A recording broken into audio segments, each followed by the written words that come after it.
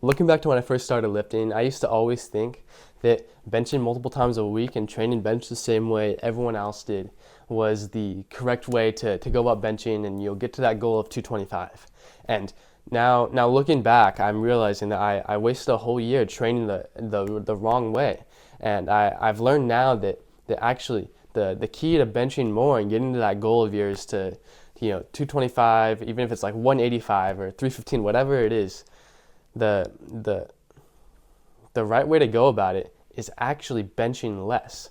And once I understood these principles, I was able to totally explode my bench, and I made so much progress. And that's what I want to bring you through today with this video. So I'm Rowan. At 16 years old, I hit 315 on bench, which was almost double my body weight.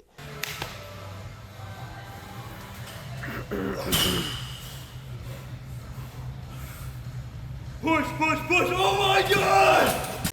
And I came into the gym only benching about 100 pounds. 6 months later, I hit 225, and then about a year later, I hit 315. I'll put my progress pictures on screen. This is what I look like before. This is what I look like now. So I would say I've had a decent bit of experience in the gym. I've learned a lot of things. I do not want to say that I'm giving the best advice, or that this is the most efficient way and the best way to go about this. There are people who are more experienced than me who know more. What I'm here to do is just give you what I learned and what I did to achieve that goal of 225, and then eventually I used those same ideas, and with a lot of practice I got to 315. But yeah, I'm just here to help prevent you guys making the same mistakes I did. And I think that's, even if I'm not giving the best advice, it worked for me. It worked for me pretty good. And, I'm just here to help you guys to. So the number one mistake most people do when they're benching is doing too much. Just like I mentioned, in the start of this video, people do too much. For one, they do too many reps, and two, they probably bench too often. So when I was first getting in the gym, or like in the weight room in school, not really serious at all, I would be benching every single day in class, which was fine. I definitely got a little bit stronger, but it is not the right way to go about it. And the same thing goes for reps. So most people are training bench, they're doing 5, 6 to 10 reps, whatever it might be, and that is not the most efficient way to go about it. I made the most progress when I stopped doing that. And I'm not going to get too sciencey with it. Don't click away. It's kind of complicated. All I'm going to say, when you train for higher reps, your body is not getting used to doing low reps or putting up a heavy amount of weight for one rep. Right? You want to train, you want to practice the way that you're going to perform. That is something that almost every single athlete lives by. They train the way that they're going to perform. Professional sprinters, they don't go on distance runs. They don't go and run 10 miles like distance runners do. The majority, almost all of their training is sprints, because they are practicing the way they are performing. That doesn't mean that you should be going for a PR every single bench day. That is also a big mistake. I'll get to that in a minute. But if you really want to be increasing your bench, you want to be training it like you are going to be performing your PR. So if you're performing your PR, it's heavy, it's your PR, it's your max. So you need to be training in a similar way, where you are going heavier, doing less reps, maybe even one rep, to build that base and get your body used to putting up more weight, because it's not just your muscles that need to be stronger, it's your central nervous system that needs to send the signal to your muscles to produce that force. And if you aren't getting your nervous system used to sending a strong enough signal to your muscles, you aren't going to be putting up as much weight as you want. Now, the biggest thing, I know a lot of beginners do this, I know a lot of teenagers do this, every single time they bench, or maybe every single time they go into the gym, they go for a bench PR. And the problem with that is that, again, you're constantly performing and you're not practicing. If you're going to the gym and every single time that you bench, or you go in there 4 days a week and you go for a bench PR, yeah, you might be getting quick, good results, but in the long term, you're not going to be making as fast progress as you want. It's going to take you forever to get to 225, because you aren't building yourself up. You're not practicing, and there's a reason that athletes don't just go and play a game every single day. They have practices, because you need to build your skills, you need to build your practice within that that subject. And once you start building that and you start focusing on building that and you stop going for those PRs way too often, I would say go for a PR like every 2 weeks. You're gonna be making so much more progress in the long term. You'll get to 225 so much faster than if you were to just, on the other end, be going for PR every single time you're benching. Now, since if you're following the first point where I talked about starting to go heavier, you probably don't want to be doing that 2 times a week because it is a lot of fatigue on your nervous system. Obviously, there are times where that's totally fine. If you're trying to really make that stretch, there's a lot that goes into it, but that's really more for people who are benching in the 400s or above and are power lifters. If you're just going for 225, you're trying to have fun in the gym, trying to get some PRs, have fun with your boys, get that Instagram post, like wait in there, hoping you get to post a 225 for the first time. It's a pretty awesome feeling. Same with 315. That was honestly, I would say 315 is probably the biggest achievement I've had in my entire life. And I've done, a lot of things. I've played like 10 sports throughout my entire life. And getting to that 315 was probably the most substantial achievement that I've had. Obviously not the most important part of my life, but it's something that I'm very confident in and something that I'm very happy I achieved. For example, if you're benching 2 times a week or maybe even 1 time a week like I do, I injured my shoulder doing something not even like related to bench press. So I kind of stopped benching as much. I'm just trying to get back.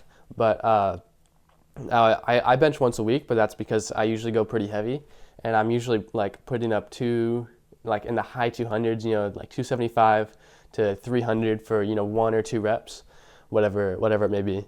And so that's why I only bench once a week. But I recommend that you bench 1 to 2 times a week. 1 day a week is pretty heavy. You're going pretty heavy. You're getting close to failure within like 1 to 3 reps. So you're actually training your body again, like I mentioned in the first point. You are training your body to produce that large amount of force for 1 rep. And in the second bench day, you can go a little bit lighter, get the blood pumping. Still you can go heavy, but don't be going as heavy. Let it be more of a recovery day, and don't let your ego get in the way.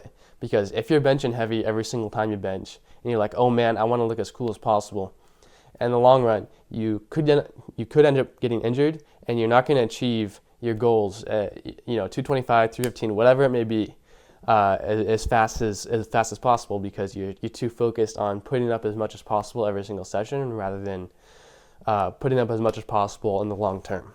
Now, there is a big thing, a huge thing that has helped my bench so much. It really it gets me past sticking points, right? So if you're stuck at a certain weight, listen to this part.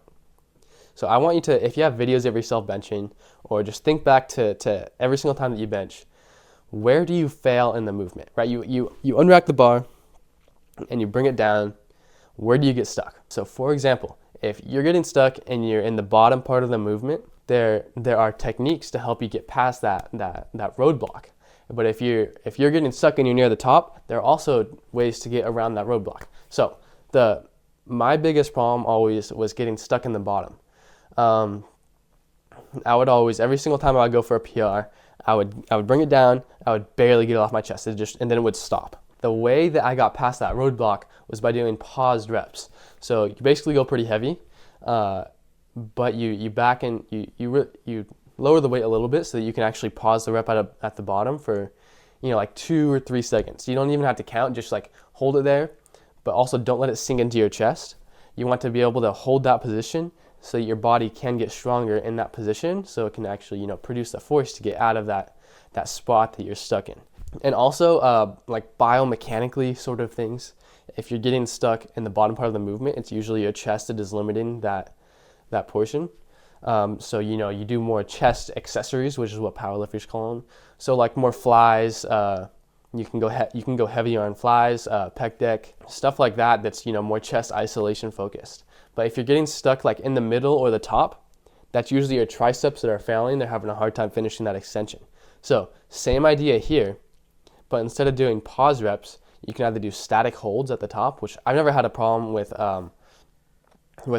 finishing at the top. Like my triceps have always been naturally, I'll put up a picture of my arms on screen. Like my triceps have always been a natural strong point for me. I've never had this problem.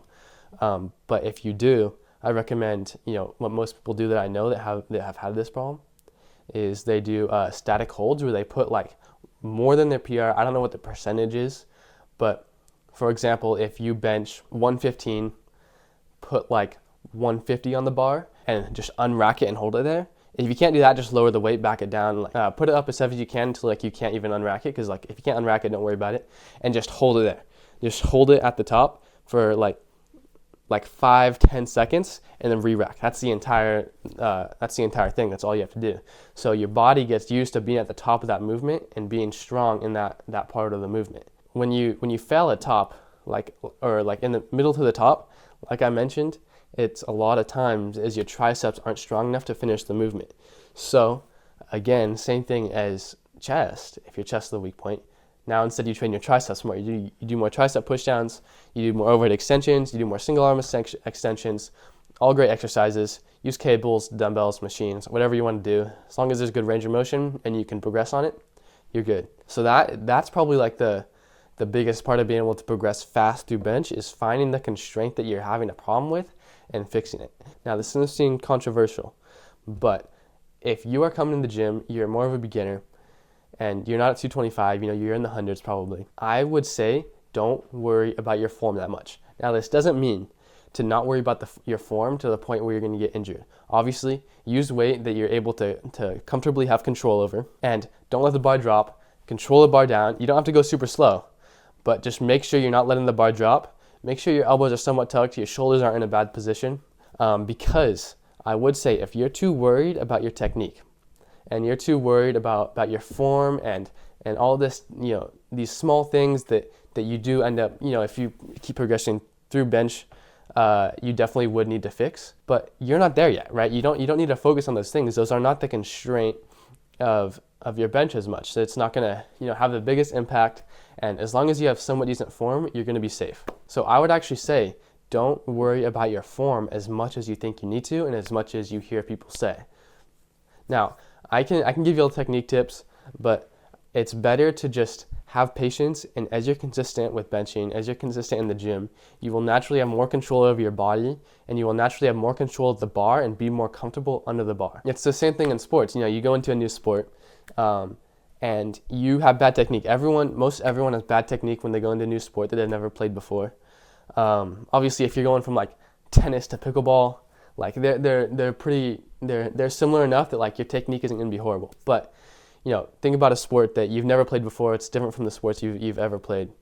You're going to have bad technique regardless, but these minor technique improvements that you can make aren't the focus when you're trying to get better. If you're at practice, new sport, they're not giving you these minor technique improvements that are like, people who are a little more advanced are going to be using. You're doing the main things that are going to make the biggest difference and are going to actually allow you to play the sport more. And as you play more, you might not even need to learn those technique improvements because you naturally adapt them and you naturally get more comfortable. So that's what I'm saying is, rather than rushing it, I'd rather you just have patience and accepting it's going to take time to improve. And as you practice more, as you're more consistent, you're going to be making that progress and you're going to get more comfortable and your technique will naturally get better. But anyways, I really hope that helped you out. Really hope you can grow from this. Obviously it's probably not the best advice. There's got to be way better advice out there of people who are more experienced. I'm 17, so it's like I still have a lot to learn. But that's sort of what I use to improve and get better. And hitting 315 at 16 years old, that's a pretty big achievement. Make sure if the video was useful, if you made it this far, like, subscribe, comment, all the YouTube things. Hope this helped. That's all I got for you, bro. Have a good one.